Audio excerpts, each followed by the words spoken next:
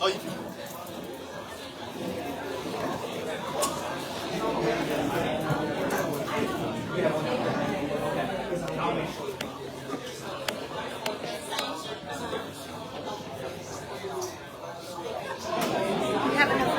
Oh, yeah, it's fine.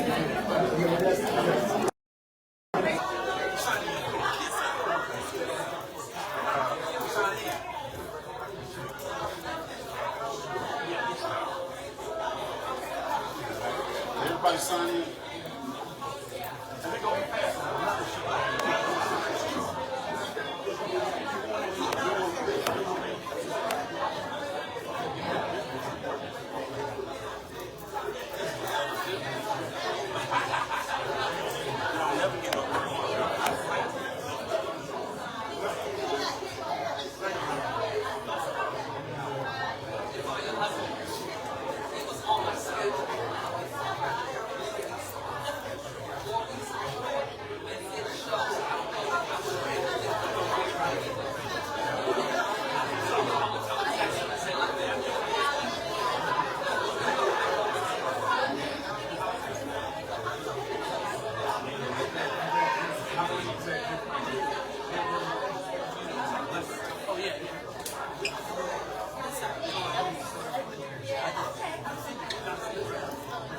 Coming through.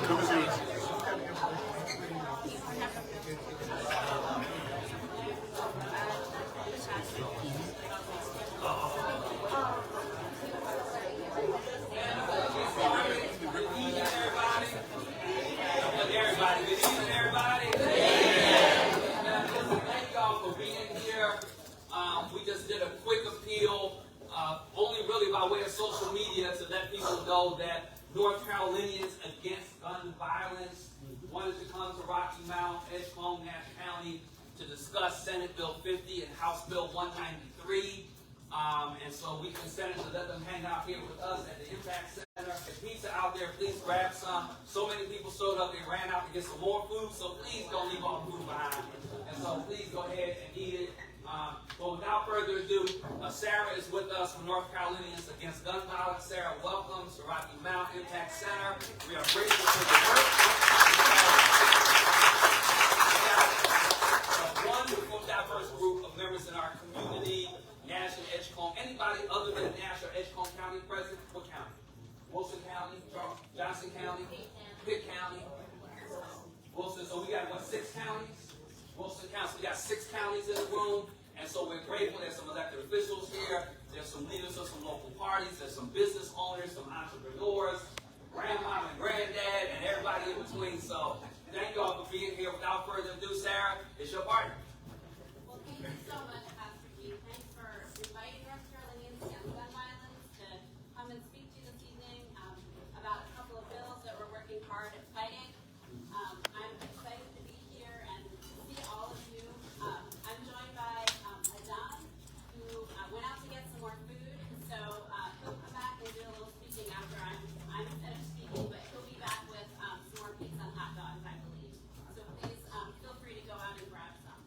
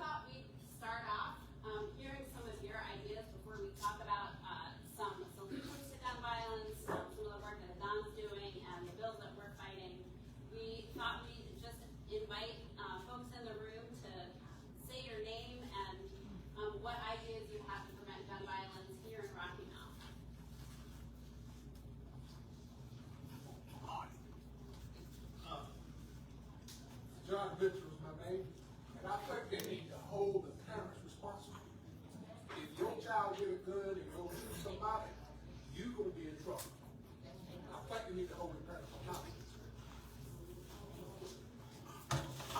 Kyle Johnson. It seems that a lot of gun violence, we know that once you made the decision to pull the trigger, you can't undo it. But so often, the time between decision or feeling and action is so short, people don't have time to really process through. So I think that it would be great to somehow implement social emotional learning so that those who would possibly perpetrate gun violence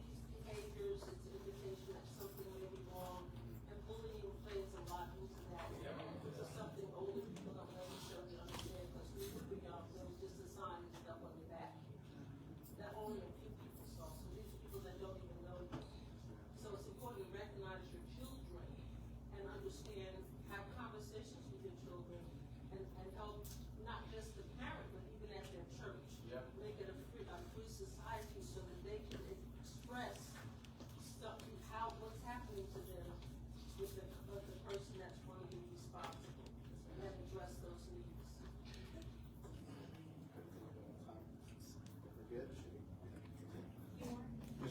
My name is Mark McCoy. I think we need to look for additional revenue venues in order to have conversations like we're having today.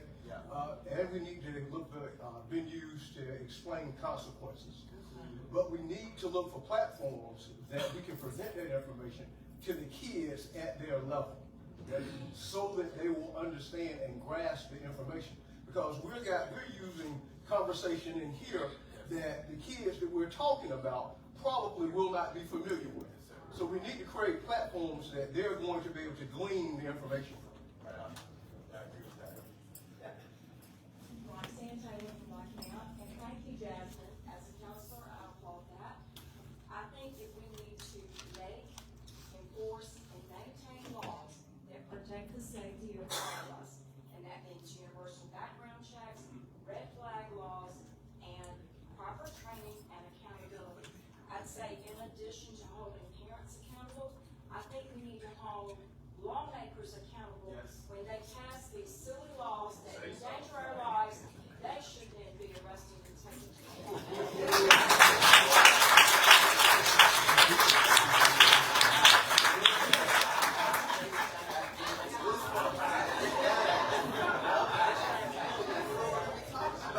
That's exactly where we're going. So I'm glad y'all resonate with that so much, because we're gonna actually show you what that looks like in real time, right here, right now, today. So we're gonna get a few more hands. I see some over here. So we'll go with the first person back. Yes, I'm a state certified instructor with the National Rifle Association. Certified instructor. Education is very important. Just like we have teachers, we have our pastors. Educate the adults about gun laws, because there's so many myths out there about gun laws. Okay, and one of the bad ones about, and they all 15 to the fall. We need to educate the adults so they can educate the kids. But what's most important, they need to go to a certified instructor where they can get the information directly from the state. We get it from the state, and then we're disseminated to the adults, and then they can pass it on. But it's like anything else. If you don't get proper instruction from instructors, you're going to have a whole lot of individuals. We call it descent. And it's passed from one person to the next person to the next person. And then the kids get the same information. So if you go to a certified instructor who get the information directly from the state and give you the proper information, then we can cut a lot of this stuff. That's right. And those classes are really long. I'm in the 3 of them. The reason I went in 3 of them is because it was so long that after I went through one of them, like a few months ago, I forgot some of that information, and I went again. So I encourage us to not only go once, but keep going, constantly sharpen up and know the different gun laws. I think to piggyback off of what somebody said, a lot of the young, like we're talking about it with them, but you've also got to put yourself in their shoes. And I know, like, kind of what you said, growing up, I had a lot of friends lost to gun violence. So we need more positive leaders in, like, these kids' lives, because to be honest, some of the areas that they're coming from and these crimes are happening, they don't have, like leadership, some, like a older black male telling them, hey, I used to do this, but look where I am now. I feel like they need more examples to show them, like, this is not the way of life that you want. And I think we need more people that can speak to you and understand their side of things to come together to find a positive solution. Yeah, that's right. I mean, that's what got me to be a school teacher. That was my first job out of college. In 4th and 5th grade, I'm on King Boulevard, Greensboro. So, My name is Ebony. My first citizen, I live in the rural area. And I think that the kids need a lot of after-school programs and a lot of summer programs that will teach them how to work and figure out what kind of trade they want. yeah, and shout out to Ebony, because she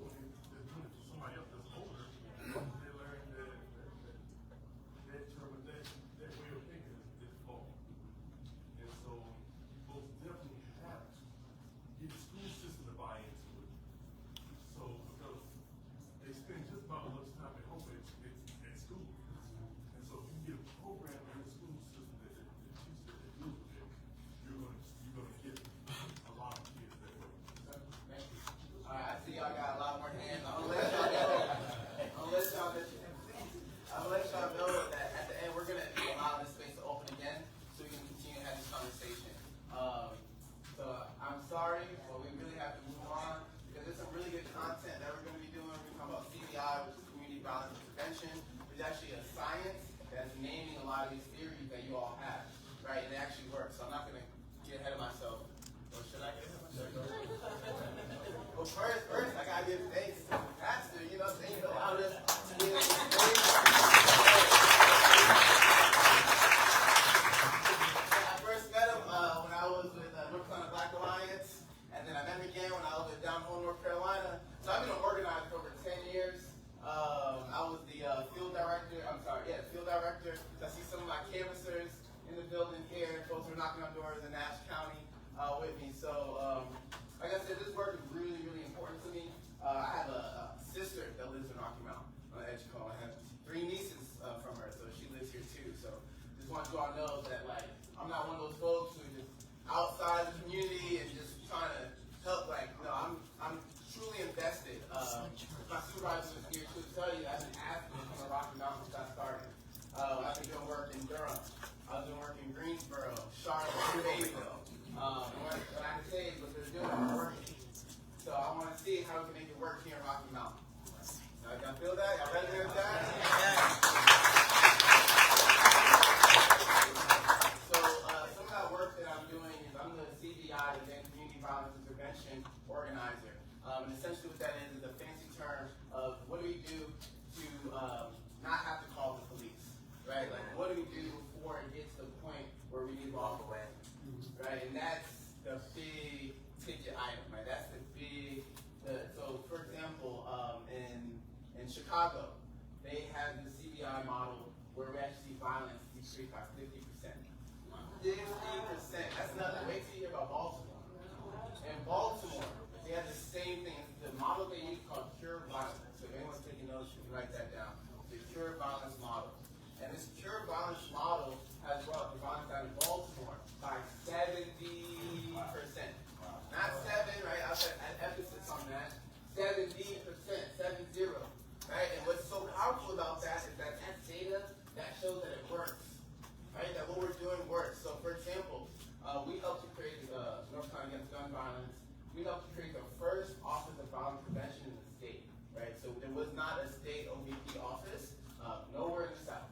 North Carolina, that's the first one that has it in the South. Just yesterday, I was at a convention on the west side in Charlotte. I said west side as far as like western North Carolina. It was folks in Asheville, folks from all over the west part of North Carolina. And there were people in schools, people who were in law enforcement, people who were in nonprofits, people in institutions, and they're coming here and strategizing, what can we do? Because as you all know, this is an epidemic, right? This is a pandemic, right? This is a big issue. So essentially, what we found out is that when it's fully funded and we have the resources, we have the people in place, we're well trained, it works, right? So for example, in Charlotte, they have the first county-wide OVP office. So I'm going to do a lot of work there originally from Charlotte. But also, they have like tentacles, they have roots, they have anchors into the community, right? So they have the ATV, which is Alternative to Violence.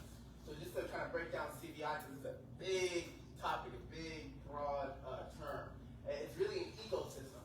I heard a lot of people kind of like naming as we're talking about this, that we need to shift culture, right? We need to shift school system. We need to shift church culture. I think this church is great though, right? But many other churches though, right? Like we need to figure out how do we get them invested in this issue, right? Earlier, I heard the pastor speak, and I read this book called Jesus and the Disappearance, and it really talks about how, and you should write that down too, that's a really good book.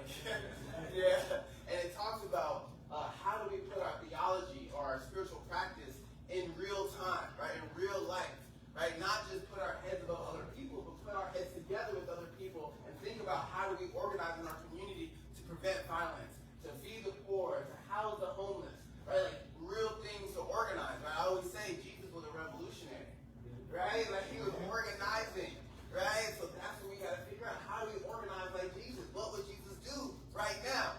Right? WWJD, right? What would Jesus do? We got to figure this out, and CBI is a great model for that.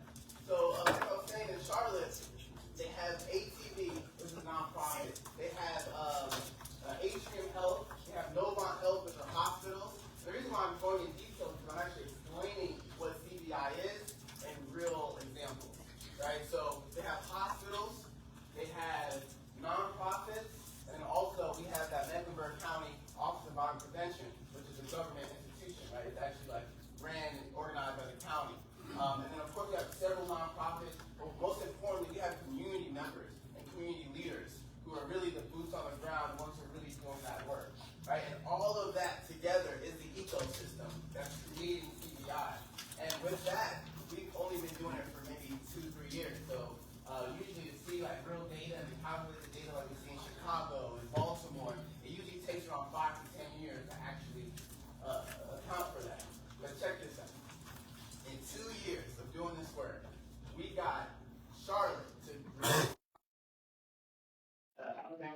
Charlotte, but Nation Ford, yeah, it's Nation Ford, yes, they were able to increase their violence by 3.7%. And that's unheard of. They did it in 2-3 years. But that just shows the consistency and resources. I heard someone say giving folks jobs and helping them, get ahead of themselves. And it's a great point because actually we're paying folks to be violent interrupters, right? So folks who are affiliated, like you said, brother, right? The folks who say, "Oh, I'm not a gangbanger, but I'm affiliated."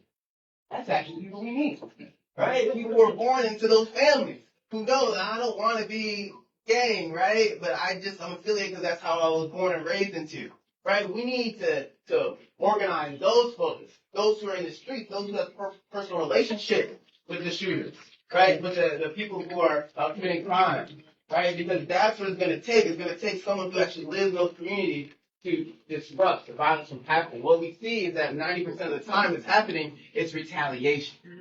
Right? It doesn't happen here, it comes back. It's an ongoing cycle. So Cure Violence is a model that goes in between that. Right? It actually gives people resources, like a job, to actually do that work. And what I'm really super excited about, and I think I can give a shout out to y'all sheriff here, Rocky Mountain, because he actually is the one who said, we can't do this work. We can't prevent violence. But we see that it's working in other places like Charlotte, Durham, Greensboro. He says, he asked the city and the county to fund this program. And the city actually was allotted $250,000 for this program. Right? I see a lot of eyes got big. Right? That's good. That's what we want, right? And for some reason, I don't know why, but they're just stalling right now. It's not moving. It's not going anywhere. Yeah, I see that, baby. Yeah. We need folks to get fired up about this. Right? Because at that $250,000 exchange, man, there's people who are just in their home playing video games get shot. Right? I think 2 weeks ago, there was a girl at the park who was shot while playing. Right? I was making phone calls trying to invite people to the event. And one of the gentlemen, you might be in here, one of the gentlemen said, "Oh, no, I don't know nothing about that. I don't get involved with community stuff." I'm like, "Well, do you know anyone who, lost their life or got shot? Innocent?" And he's like, "Yeah, my grandniece just was killed 2 weeks ago." Right? So from that conversation, so I'm sure we all, let me just say a show of hands.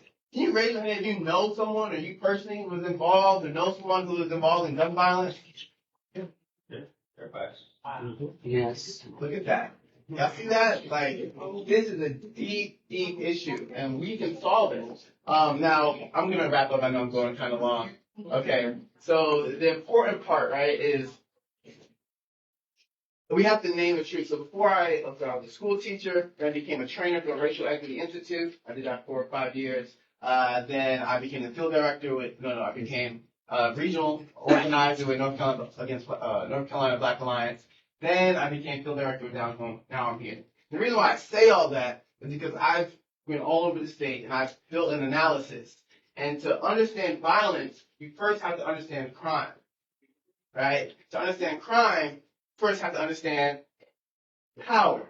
And I heard you talking about it earlier, right? People say, "Oh, I don't do politics." Well, guess what? Politics is going to do you.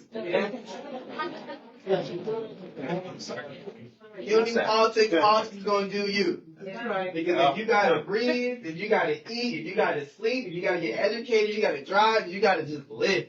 You got to survive. You are involved in politics. Right? And the bottom line of it, like the good pastor said, is that it's power. Right? It's understanding power and how power moves. Right? Power usually has a negative connotation. People think power is usually a bad thing, but power is actually what's lighting the church right now.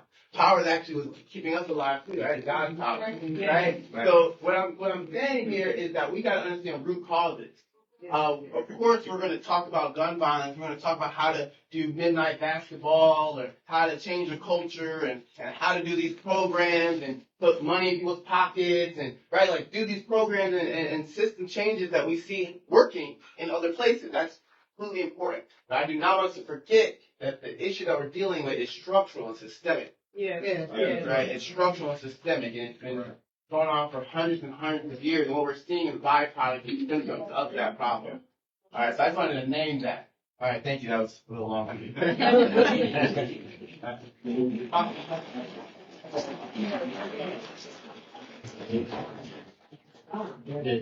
you, Don. So I've heard someone mention the accessibility of guns. Yeah. And, you know, living this way, where my kids aren't safe at school, where you might not feel safe in your community, you know, that's in part a policy choice that our leaders have been making for a long time. For example, in 2023, they repealed the pistol purchase permit system. And that was a system that had been keeping people safe. It required people to be 21 to get a permit. And, you know, now an 18-year-old can go and get a weapon, go to a gun show, no background check, no questions asked, right? So that was a policy choice. There are a few policy choices that our lawmakers are making probably this week to override a couple of vetoes, whether or not to move forward with overriding those vetoes. So what we're going to do here tonight is to hold them accountable. That's right. We see what's happening. We don't want this to happen. Please, please do not vote for these bills. Yep. This is our chance to stop them. Together, collectively, we can use our power to change these lawmakers' behavior. So we're going to do that together tonight. Yeah. So the bills that we're fighting, House Bill 193 allows teachers, school staff, and volunteers to carry weapons, to carry concealed guns on private school campuses if they have three things. If they have a concealed carry permit, 8 hours of training per year, and permission from school leader, the school director or the school board of trustees. Senate Bill 50 allows 18-year-olds to carry legally hidden loaded weapons in public with no training and no background check. So we heard exactly how important the training is. How Adon's taken the training several times. Why it's really important. You know, it's essentially giving an 18-year-old a weapon, no education about it, no, you know, how to use it, saying go walk around in public with them. Yeah. Does that sound safe? No. That's what we believe as well. So to start out with the bill about private schools, why is it dangerous to allow guns in private schools? So teachers, volunteers, or school employees would have minimal training, 8 hours per year in how to use weapons to basically act in the thinking of this bill as a school resource officer. None of the crisis training that officers and other officials get before they go into a school. So right now, you have to have over 800 hours of just basic training to be an officer, plus annual in-service training, plus if you're going to be a school resource officer, specialized training for working in schools, responding to mass shootings, and the other kinds of crises that officers have to respond to that are specific to schools. That's not what's happening with this bill. This is 8 hours of training, right? So that is very different. During a crisis, you know, we hear this from law enforcement that when they are responding to something like a mass shooting, they may not be able to tell the difference between a well-intentioned volunteer, a well-intentioned teacher, and an active shooter if they're just walking into a crisis situation. Right. So, and we know that this is dangerous from a lot of examples. The Giffords Law Center has collected nearly 100 cases over a span of 5 years when weapons were mishandled in schools. We have experience with this here in North Carolina. A couple of years ago, that same bill that repealed the pistol purchase permit system allowed weapons to be carried in religious places of worship that had affiliated schools, like a parochial school on their grounds. Previously, that had not been allowed because of the risk to school children and weapons being left behind. But after they passed that law, 2 months after that part of the law about guns being allowed in houses of worship with schools went into effect, a private school teacher who was a concealed carry weapons holder brought her weapon into school with her and left the weapon in a restroom where it was found by an elementary-age child at school. So when we talk about opening this up to private schools, you know, teachers have a lot on their plate. I'm sure we have teachers in the room who can tell us how much is on your plate. adding a weapon in your pocket is too much for anyone to handle. Right? So that's what we're talking about here. So, what do North Carolina parents and teachers say? So we've been, talking to our volunteers who have parents in private schools, or our teachers, and they've been telling us that they do not want this. The first quote is by a volunteer who has a child in a private school that she feels would probably allow weapons if this was opened up to them. She's also an 18-year veteran and has worked at private schools, and she has said two things. I'm horrified that a minimally trained volunteer will be making life and death decisions around my child. And I will certainly not teach in a private school again if this stands. So that she is worried about her child, and she's not going to put herself in a situation where there are going to be people walking around with concealed weapons at school. So, when we think about teacher retention, this is something that could potentially impact teacher retention at those schools. Expecting teachers and other school staff to act as law enforcement officers to receive more than 800 hours of training during an emergency is unrealistic and dangerous expectation that most teachers do not support.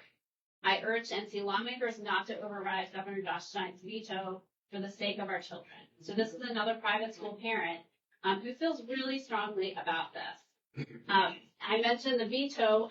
Governor Stein has vetoed both of these bills. But with enough votes, lawmakers can override those vetoes. Yeah. It's very close. They are largely partisan. The previous votes on this bill, with most Democrats voting against them and most Republicans voting for them. If they have enough votes, they can only lose. If all the Republicans vote for the bill and Democrats stick together, we can only lose one Democrat. Right? Sorry, we can't lose one Democrat. If we lose one Democrat, the bill passes, assuming everyone else is present. That's how the numbers work out. So we really have to work to hold our lawmakers accountable on these bills. So permitless carry, why is this dangerous? Well, we know from other states that have done this, that 29 other states have unfortunately passed permitless carry and allow 18-year-olds with no training and no background check to carry hidden loaded weapons in public. We know from other states that weakening concealed carry laws or getting rid of them altogether leads to more gun violence, more gun homicides, more gun injuries, more gun suicides, and more officer-involved shootings. Without training, we know that people are careless with their weapons. We know that they do things like this teacher did, and leave a weapon out for somebody else to find. Leave weapons in their car. There are more guns that because people aren't trained to lock them up, and these weapons show up in our communities and in our schools.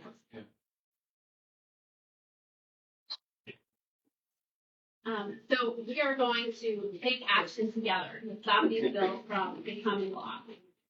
We have the power to do that. I just want to name that a lot of things that you all said that what we can do to prevent violence, that we're currently doing it right now. Right, in this moment, we're organizing, we're educating each other, building relationships for a common goal. Right, that's kind of what I was sharing you off, the organized strategy. Right, how do we work with each other? Right, hold each other accountable. Right now, what she's modeling now is how do we hold elected officials accountable? Right, that's all. That's exactly what we're going to do here. So we have a script here that you can use if you want to add something personal. If you have, if you know someone connected with a private school, that's a great thing to say. If you have a child in a private school and work in a private school, about House Bill 193, or if you have, if you have strong feelings about SB 50, you are welcome to mention that in your call. But if you just want to use this wording here, you're welcome to do that. And we can do this while we're sitting right here. These are the lawmakers' phone numbers. I checked them just to be sure before I came. I know there's some folks in other counties. I can get you the information about your lawmakers.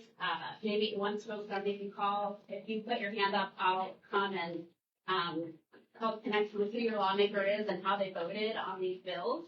But this is our chance. HB 193 right now is scheduled to be voted on Tuesday. So these calls that we make tonight could change these lawmakers' minds. And I see some people walking out. I just want to name that you're not going to answer. It's just a voicemail, right? So when you're calling them, just know that no one's going to pick up. It's just, you're just reading a script. All right? Thank you. Feel like,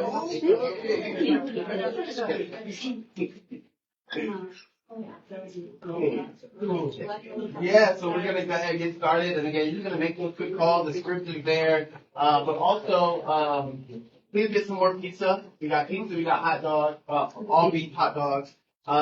We're also at the end. We're going to be taking pictures. We got to take a picture, got to get pictures. And then also we need to continue that conversation. I saw all the people with their hands up, hands raised, that had comments to make. We want to keep this conversation going because these are real things, right? My goal is that with all these people here, this is power, right? You either get power with getting a lot of money, right, or you get power with getting a lot of people.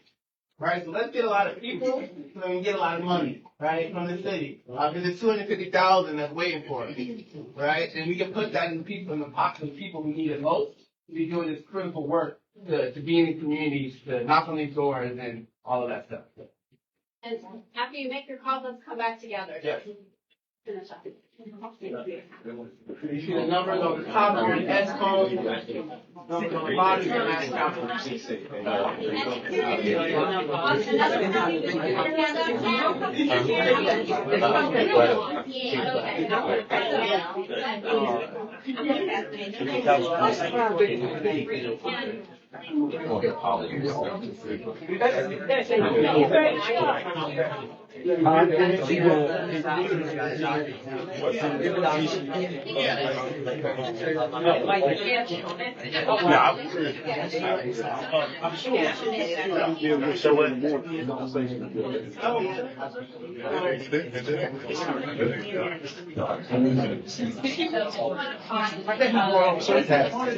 What did I live to give me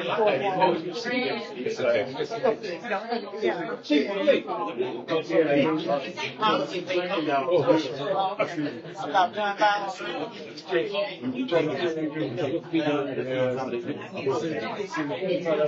Look at it right now. Stay home. Is it live? I could stay home.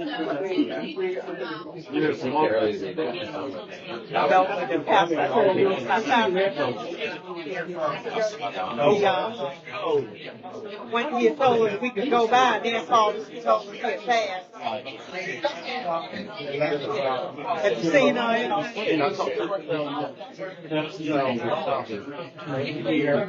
he was still living, right? He told us that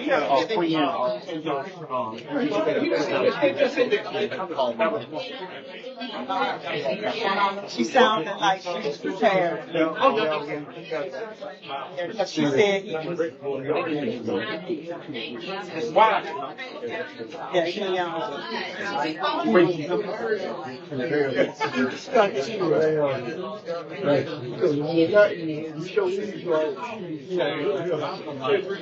it is helpful. Feel like the person is better. You don't always feel like And how, speaking of older people, the caregiver, how's your mom doing?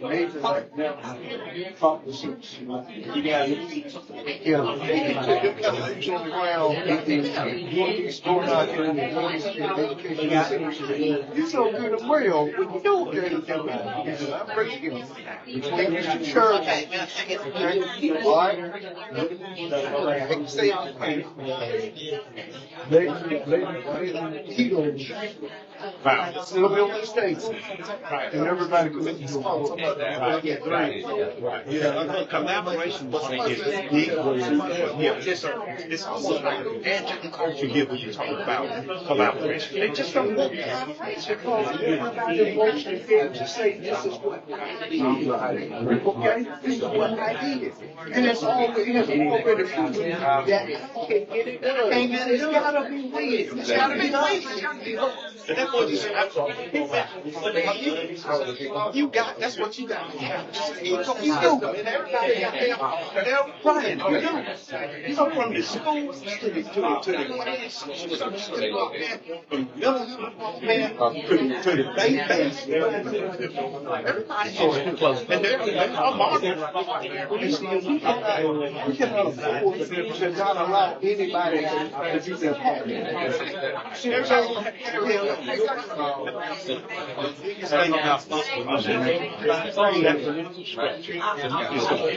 Anything is first thing you do, you try to make it from you do it. See, it's not about minimizing resources that we already have. It's about building on those resources and creating new resources. Collaboration. Next minute, it's already proven.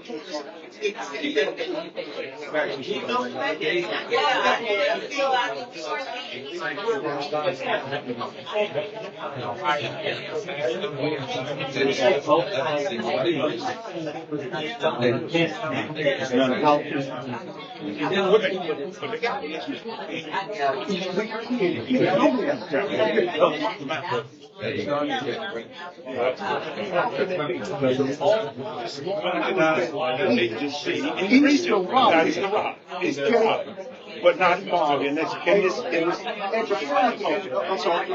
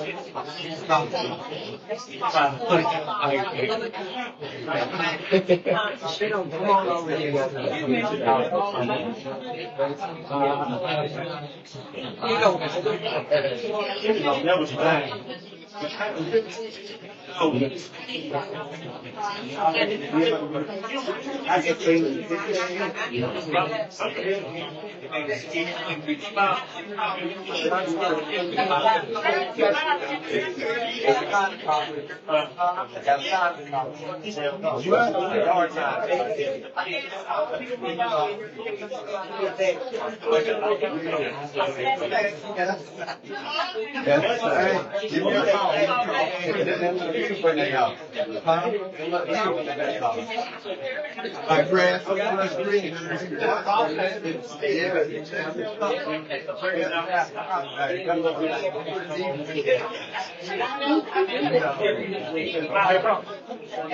What I just told you.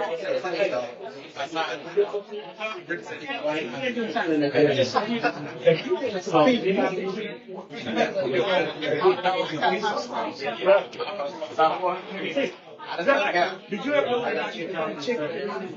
I'm covering the reason I want chicken. They bought chicken.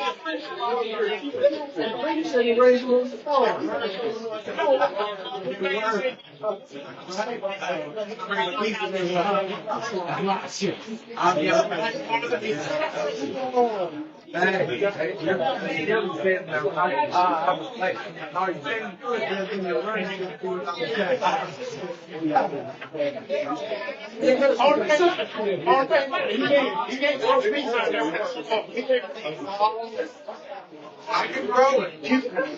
I can be a good vegetarian. I ain't got a weakness, but you know, man, it's okay.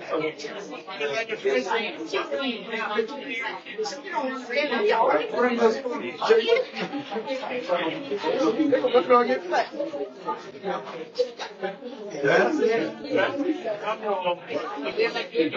Oh, I hear you.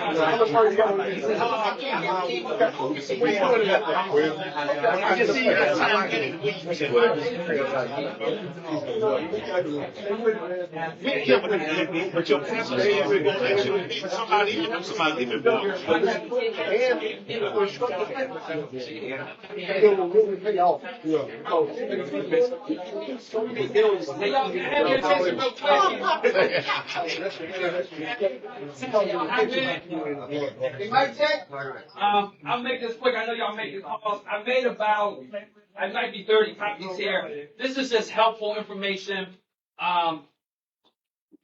Sandra is here. She can tell you better than me. But if you just Google NC bill lookup, right? If you Google NC bill lookup, put the House or the Senate bill number in it. So we're talking about Senate Bill 50, House Bill 193. So you don't need to be for bill, just the House or the Senate. So S50 or H193 is going to be defaulted to this current session law this year. Hit enter, and then at the top on the left-hand corner, it's going to say Bill Digest. It's going to give you a really simple synopsis of what the bill is for.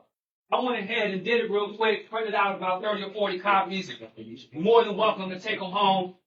But you can see for yourself everything that's in the bill. It'll give you an overview of the bill. It is bipartisan in nature because it's generally done by a lawyer and the staff or by UNC School of Government. But it'll just give you good information on what's in the bill.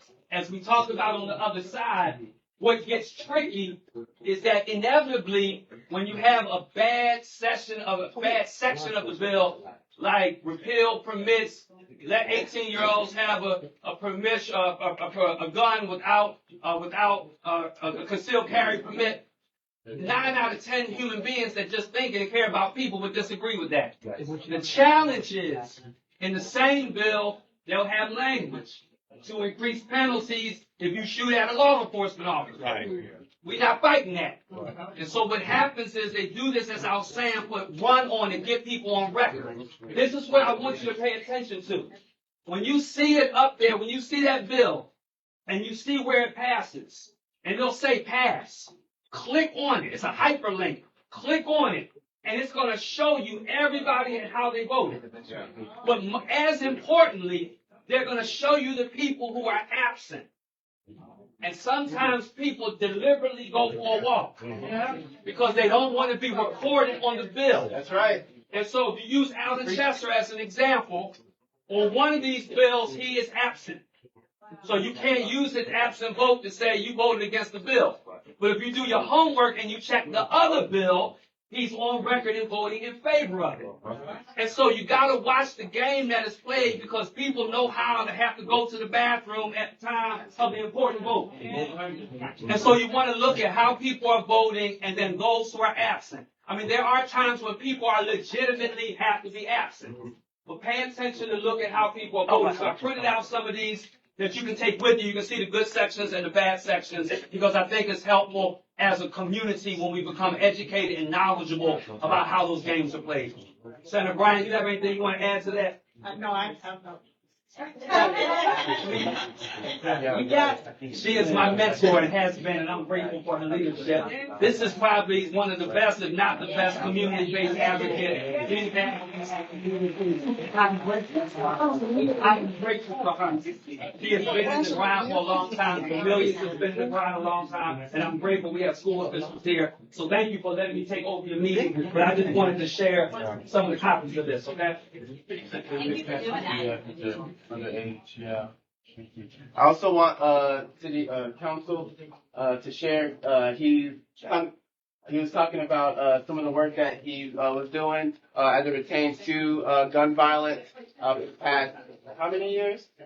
Since 1999. That's only a minute. So, thank you for saying about the $250,000 that our city council received. I am city council person, Ward 3. Our city has really fought hard on prevention of violence in our community. Not only have our city used the $250,000, but we have put over $500,000 in there to make it work. And so our chief of police, and some of the work is that we have a mental health person that goes out with every call, a team. Amen. That go out with every call. I've been working with this ever since in 1979. I have a brother, Douglas Joyner, 1 year older than me, was shot by an adult that didn't know him and mistaken him for another person. And he was shot on my 29th birthday. I made a commitment for the rest of my life that I wasn't going to rest until we deal with these issues. And so in the 1990s, Tariq Holmes got shot on Word Tabernacle basketball. And I took that case on as a chaplain at Nash General Hospital. And he was in public housing, and followed him in the hospital with the PD, with his mom, to have a healthy discharge. And so I took that on to become a chaplain, but not only our police department, but to work with the sheriff department. So we have been very, very, very intentional in Rocky Mount with our chief of police on how we are to get crimes off the street, make our community safe. We have put block captains in our areas that have high crime. And we have gone door to door every month that our chief of police, other departments, walk on the street, going door to door. Can we do a better job? Yes, we can. Will we do a better job? Hell yeah, yes, we can. We are literally committed at every month city council meeting. Our chief of police give us an update on how we are doing on every block in every community. We have a faith-based initiative that we're in other churches are part of, that we meet and we talk about how we do this. And I tell you, for me, at 71 years old, the real answer is Jesus. Amen. Thank you. Jesus is what I'm looking at. Everybody get these papers because the reason why is because what the gentleman just named is just like the groundwork, right? He talked a lot about the healthcare component, talked a lot about the block captain, right? But that's like a small beginning, right? And what we're going to be doing, it's still a far way we got to go. But great news is that we have models that are doing it in Charlotte. Fayetteville just started their Office of Community Safety, right? We got Greensboro has their office, Durham. So now we're trying to get Rocky Mount and Nash County to have an entire office as well. And next month we'll be having a Eastern region for violence prevention that the state of the Office of Violence Prevention is going to be hosting. So I'm definitely going to invite you and a lot of other people who are part of that organizing efforts to be a part of that, to figure out how do we really work on that science, those tools and strategies to really get some real data and evidence. Our Representative Angela just reminded me that Thursday at 6 o'clock at Truth Tabernacle, we're going to have a gun prevention at Truth Tabernacle, and we're going to have it right where most of the crimes are being held. And we're going out to make sure that we put it in the face of where it is, right? Yeah. And so thank you for that. 6 o'clock, we'll be there. all of at Truth Tabernacle on Thursday, 6 o'clock.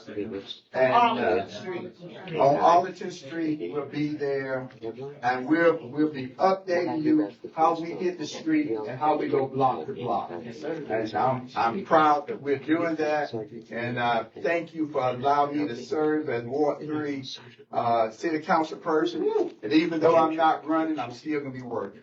Really,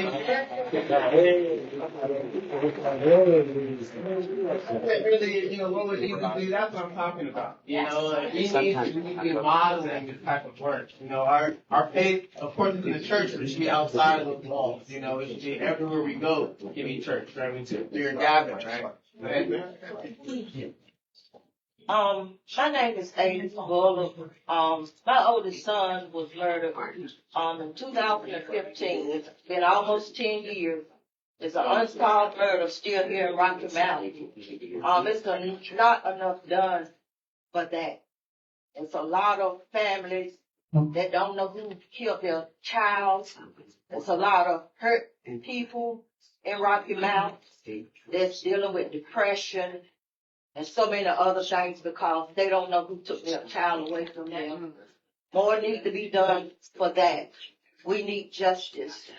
We want justice for our kids. Thank you.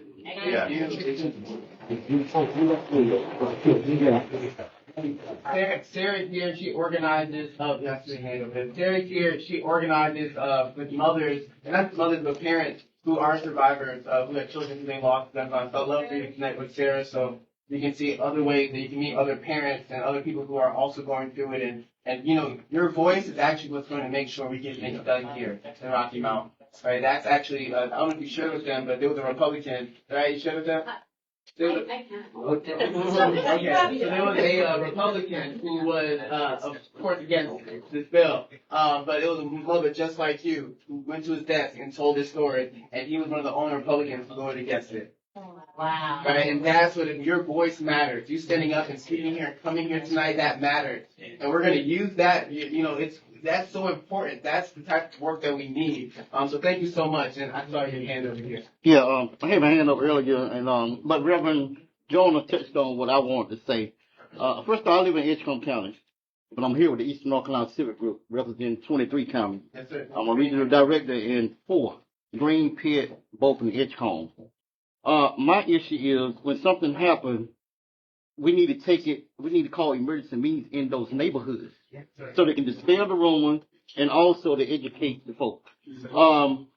Parenting makes all the difference, but who are parenting the parents? The parents. Those parents, those children. I see that all the time. I've been out here since, I'm 62. I've been out here fighting for kids since the 80s when I first got out of school in 81. Doing it by myself, going to school board meetings, Dr. Evelyn Johnson over there, and she can tell you, I've been out here a long time. Sometimes only one at the school board meeting.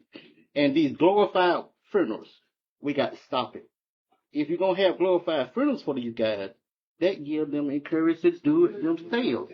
That's why you don't see suicides on the news, because they say people will do it. Because I've been video for years and gave stuff to Channel 5. And one time was a suicide, and they told me, no, we don't want that, because people are imitating. So we got to do something about these glorified funerals too. Those parents got to say, okay, this is the time. Let's educate the people while we're there. That's where you got it. Thank you. Amen.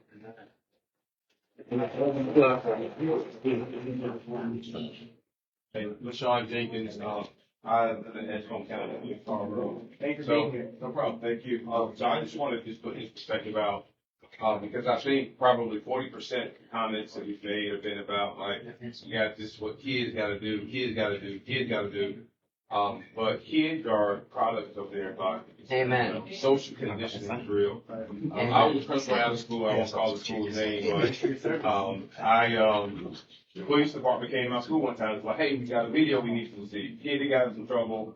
They went through his phone, stripped it, and they found the video. And the video was him in a bathroom at my school on Instagram Live showing one of his friends that had a gun.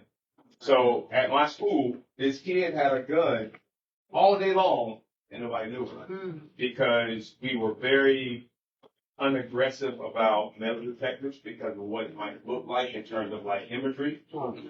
And so I say all that to say that there's a lot of things that we have to do, and it can't just be giving kids another lecture.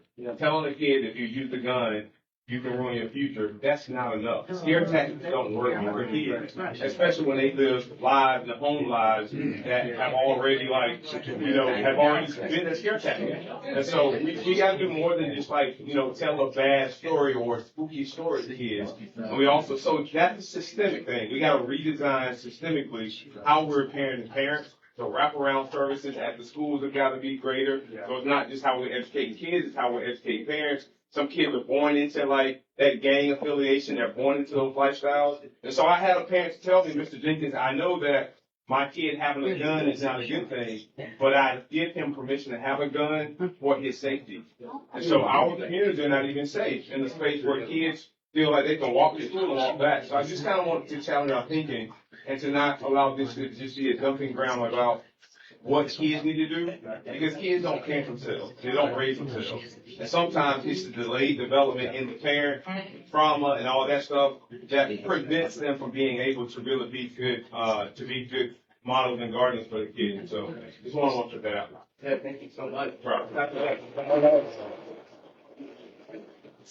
This gentleman up here first, before you say something, I just want to mention that if you haven't got one of these papers yet, please raise your hand while the brother's speaking. I'll go over there and give you some. This paper is CBI, so like what you're saying is exactly right. We need the entire ecosystem. So we need education, we need employment, we need trauma, mental health, we need housing, right? We need organizations, nonprofits, we need grassroots. So this is an entire ecosystem, an environment that's going to completely shift. So please keep your hands up so I can go around. We'll start on this side. Yeah, I totally agree with what Mr. Jenkins said. I say that the kids are a product of their environment. Being in law enforcement, going to kids' house, these kids do exactly what they see their parents. They imitate what they see their parents do. Not only that, but the parents protect the kids a lot. I'm saying parents that's supposed to be following Christ are the main ones that when I go to your house and say, hey, your child just committed this crime, your child just did this, and they're hiring their kids, they protect their kids, they do whatever they need to do to keep you from charging their child, and that's not showing your child any kind of justice by doing that. If he committed a crime against another person, committed a crime against another, but especially a violent crime against somebody, then it needs to be handled. We understand, because I have children, so I understand that if my child does something, my child needs to be punished for that situation. And I think that we as parents need to take the initiative to do our child some good by saying, hey, you did the wrong thing. Some parents know that their children got guns, just like you said. They know that they got guns. They walk in the house with these guns every night. And it's just like a everyday living. So I think we need to do better as parents discipline our children and letting them know what we will and what we will not accept when they come to our house. Sure.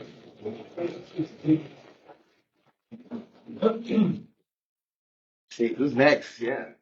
Look at those. You have a clip for it? I told her I was using it.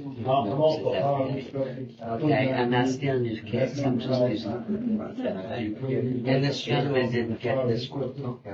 I'm distributing these. I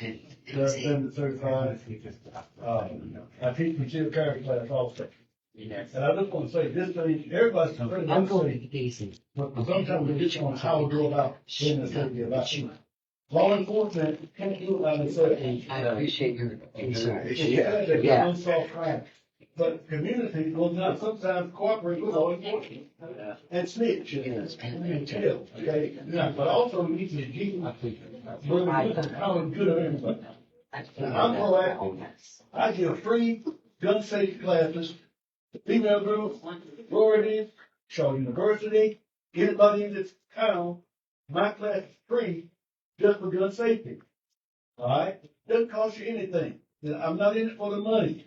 And you come like a concealed carry class, bring your kids with you. Cause your kids in your home, or go to a house, on a home invasion, you may have to defend that home.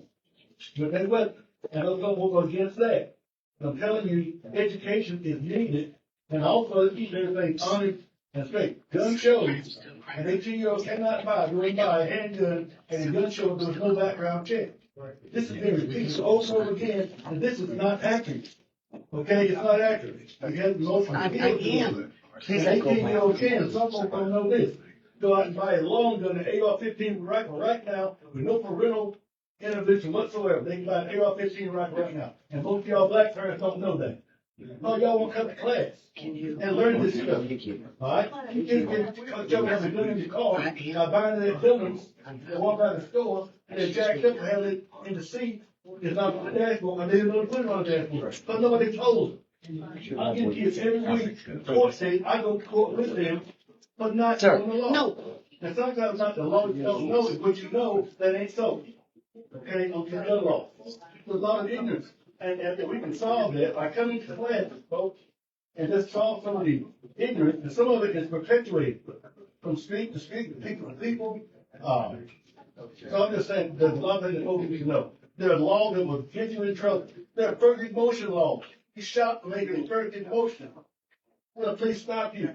You haven't been told that, you don't know. You read for something, they can interpret that as a dangerous furtive movement. So tell each other that stuff. Okay? Little things like that, so just trying to tell you, and also when they stop you with a gun in the car, they try to unload it. You're handling a gun, you can get shot for handling a gun, folks. All right? So there's other things you don't know get you in trouble that you can learn free of charge by calling me. Okay? And I'll come to you anywhere you want to go. I'll be on this stuff. Also, non-lethal options for self-defense. I'm going to let the cheer off everything, folks. There are other non-lethal options you can have. I knew you were promotional, but listen, I'm trying to get word out here. Take advantage of the resources God has put in front of you. Multiple counselors, they're safe. I'm glad you said that. One of the things we're so afraid of with SB50 is it's going to cause people to be carrying around weapons without any training. Like right now, to be able to do it legally, you have to have training. And to just give somebody a weapon, give an 18-year-old weapon, and say, you go out there, look, I have an almost 18-year-old, I cannot imagine handing her a loaded firearm, not giving her any instructions, and telling her to go walk around in public. So that's what SB50 does. So I'm grateful for your free classes of anything. And there are 29 states that have constitutional carry. You have been told that. You had it for over 10 years, and the crime rate is down in those states. You don't hear about gunfire in the streets. So I'm saying that it's been exaggerated. It's okay. 29 states have. North Carolina, if you get it, 30 states. Whether it gets or not, I don't care, The thing about it is, the world won't come to an end if they pass it. Well, 29 states didn't come to an end. West Virginia passed it in 2016, and in the years that followed, their firearm homicide rate went up 48%, and their firearm suicide went up 22% in the years that followed. So there have been situations where it has increased.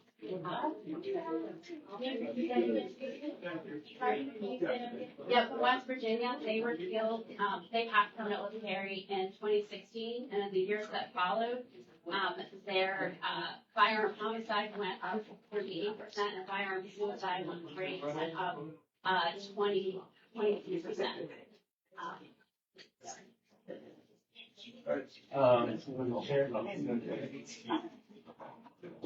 Two things to share. One, no teacher needs to have a gun.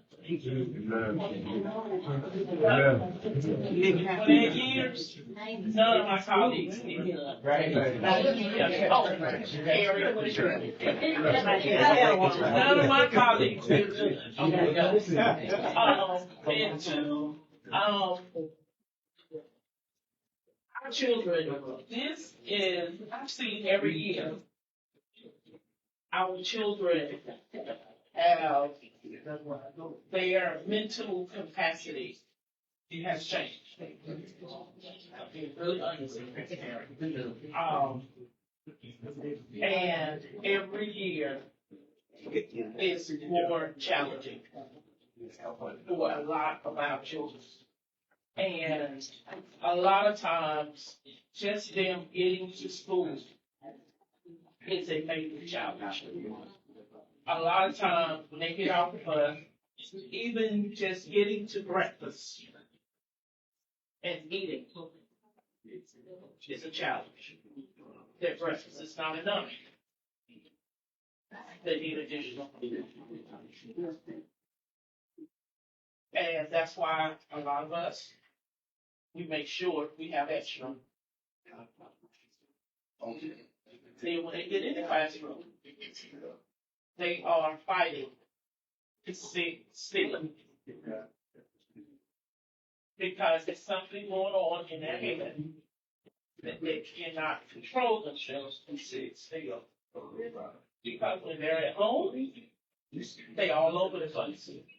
Because they are not taught to sit still. Because they're in front of the game. They're all over the place. And that's my mom say, they're not taught that. So it's the dynamics are totally different than they used to be. So they're not listening. And so oftentimes it runs into an issue with the school teacher.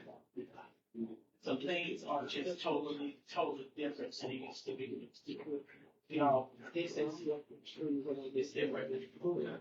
And they get angry. Just like you said earlier, they get angry fast. They don't want nobody to touch them. They don't want nobody to look at them. That was crazy. Yeah. And we asked them, why? I don't want you to look at it. And then want to fight. So we got to offer some solutions. Yeah, I think it's like what the good brother said here, like children coming through so much trauma. Their parents have so much trauma.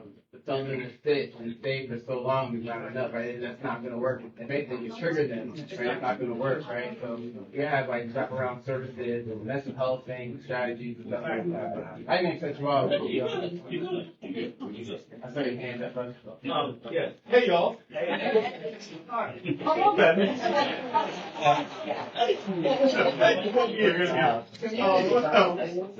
One thing I have a follow-up. I'm going to say I have a follow-up question. You said that the rate went up in West Virginia. After those rates went up and they saw output work, did they change laws?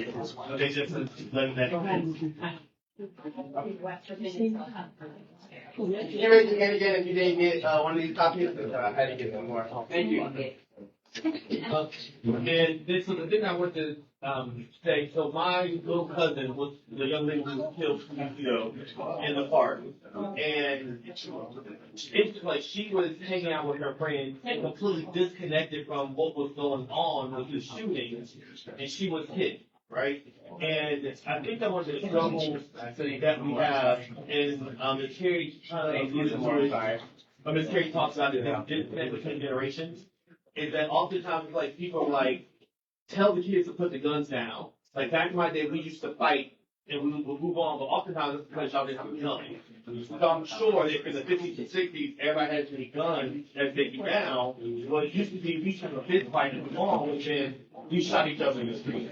And the other thing is, I recognize, like I said, close to home, my cousin was still, I do think that there's, as we talk about wraparound services and other dynamics, that it's also really difficult to tell a kid to just not use guns when they recognize the person next to me is going to kill me if I don't have one, right? And so I know part of it, we have lots of, one of the resources people talk about is mentoring program. We have lots of them in the community. We have a lot of community people in those neighborhoods who say, I want to mentor the kids in this neighborhood. But I also see like what we at work have. We have Sons and Daughters of the King, John Whitfield's doing something. There's all these things happening. A lot of times people aren't getting them there. And so families aren't connected to those things because we go over there. People oftentimes use stuff in times of crisis. My son's about to go through something, my daughter's about to go through something. Let me pull on this community resource. But I think that in older generations, right, because a lot of the violence is happening with younger people, in older generations, and I consider myself to be one of those, turn up for millennials, right? If we understood more of what they're actually going through, and not just from what we went through when we were young, but what they're actually going through, the trauma, all those things, the dynamics of the community, the violence both in school, like someone talked about bullying before, it used to be a piece of paper on the back. That's not what bullying looks like today, right? And so, one, getting rid of the access to guns would be great, but also informing people about like what actual lived life is for the person who chose to hold a gun. That would help change and shift, I think, the general community of how we engage with the population 6 months.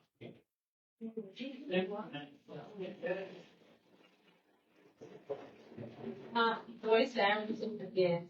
I also talk a lot about like someone shooting another person, but there's a lot of problems with suicide among our children.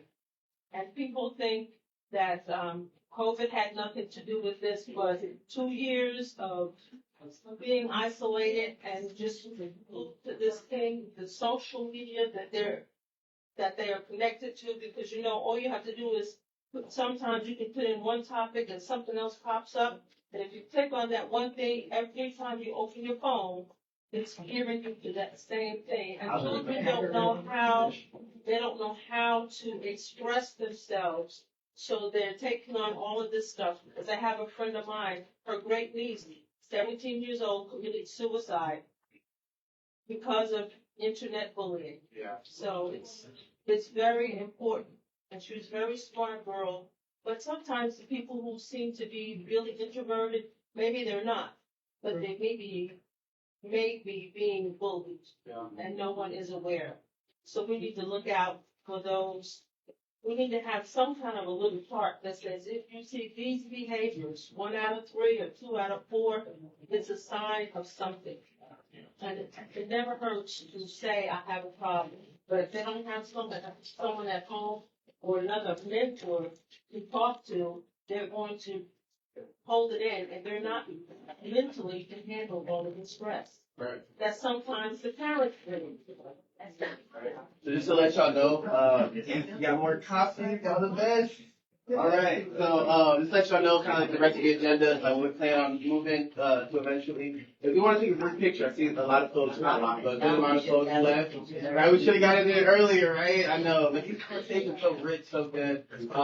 But yeah, so maybe we should take a group picture now, because just in case people want to step out. We want to continue this conversation, but we're going to take a group picture. We're also going to take, we have a social media, if y'all follow us on Facebook or Instagram. It's NC Against Gun Violence, right? And for our political activity, it's at NCGV Action. We're calling it Gun Violence and then NCGV Action. And the reason why I say that is because, to reach a lot of the young people, is on social media. So we're hoping to create some videos. If anybody's open for us to record you and say why, we need to end gun violence, why it's important for you. We're going to be taking some folks in the hallway to record, like a snippet. We also can make some signs, right? So if someone says, guns don't kill people, people kill people. Well, people with guns will kill people, right? So we can put that on a sign, have people take a picture with that. What this is making content, right? So this right here is very impactful, very powerful. But we have the good brother recording, right? Thank you again for recording. But then we also want to push this on social media. We want to create other ways to reach people, because not everybody's going to show up to a meeting, right? So we want to show up to the people, right? Whether it be on their phones, whether it be at their doorsteps, like we were canvassing and knocking on doors all week, right? So there's different strategies for outreach. And like the good brother said in the back, there's some people who are already doing mentorship, some people who are doing these programs and these nonprofits, and like the city council member mentioned, what they're already doing. We need to plug into that and see how can we build that up. Because the problem is there's so much ego, right? Everyone's focused on their own individual thing, and they're not focused on where we go, right? So where we go is more important than our ego. So we have to build that collective power, right? We have to come together to build enough power where we can actually challenge power, we can actually shift it, right? Because the gangs or the individuals who are in gangs, if they see the whole 90% of the community is moving in this accord, we can then influence a lot more, right? I see a lot of head nods. Y'all are understanding what I'm putting down. I appreciate that. Okay, so now I've got copies. I got more copies, so please raise your hand. Yes. May I say something difficult? Yeah, please. I want to share.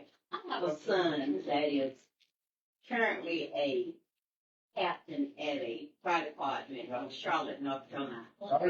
But as I raised him, as he was a little boy, I would never buy him a car gun. I never would.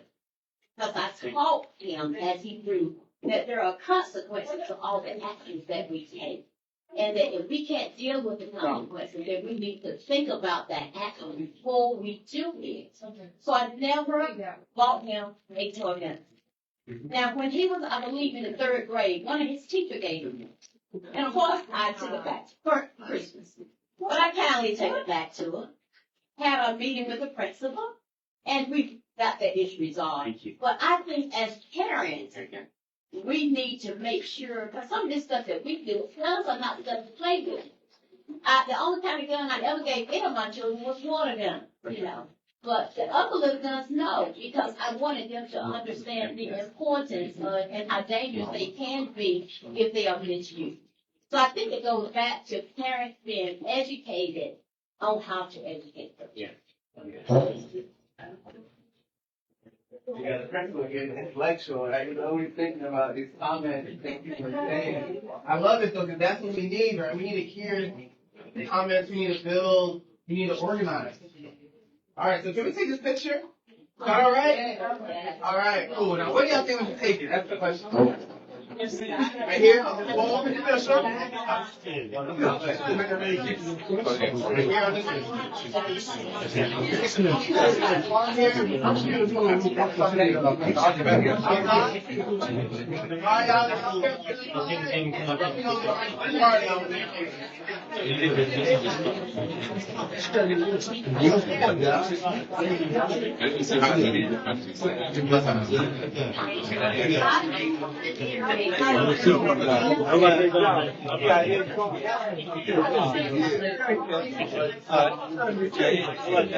What on the camera? Oh, I got.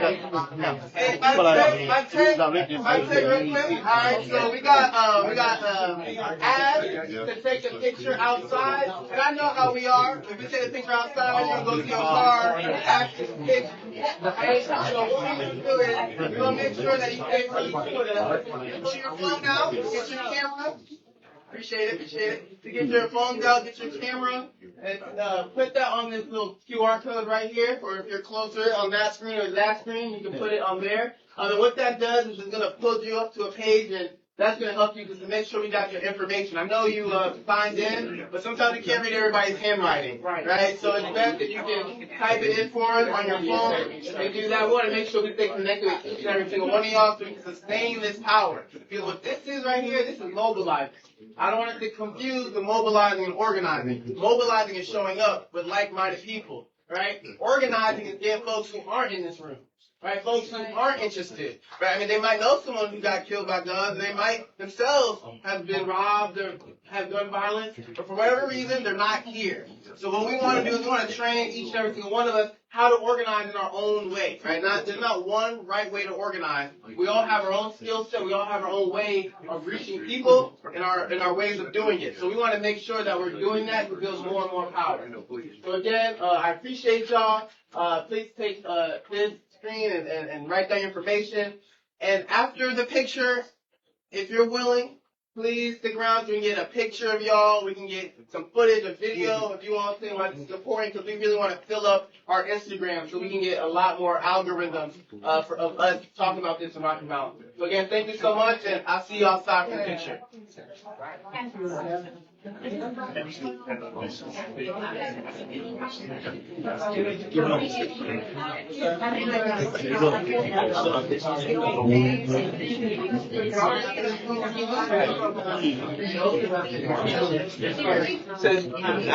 work 23 counties? Okay, we've got 23 counties in the group. But only about 10. Like we see the representative. We meet every month. We go to meetings in county. I got it.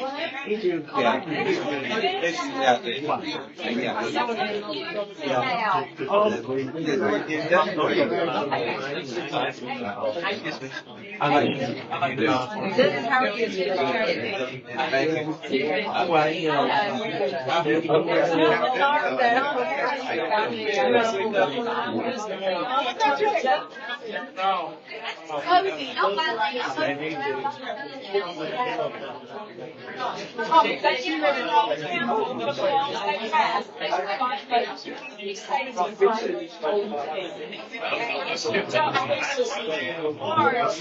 Email address if I have, and I'm going to email Mark how to next to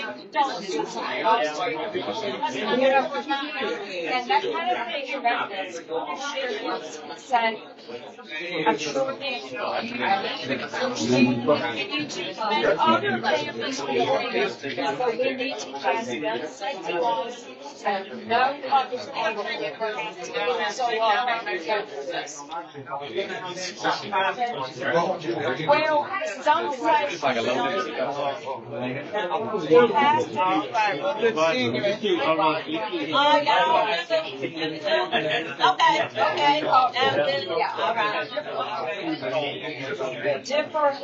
she's got to All right, how you doing? but she needs to stay home, take care of herself. Because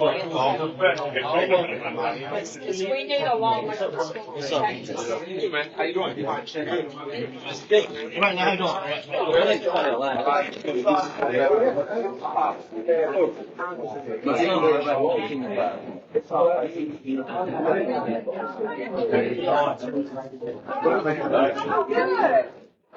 you You on the go with me. You're going to work when I leave here.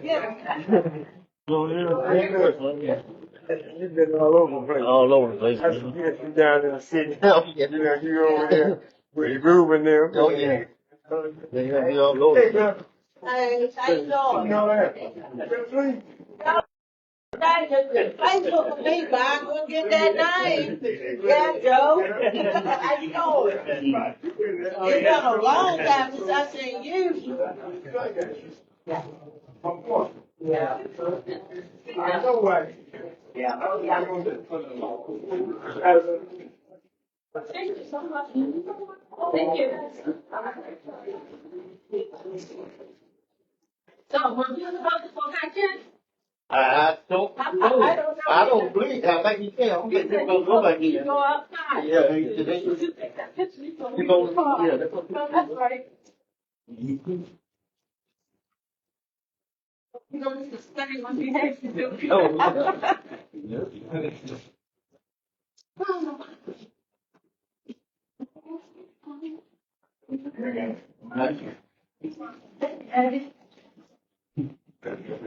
Look at this. Where did everybody go?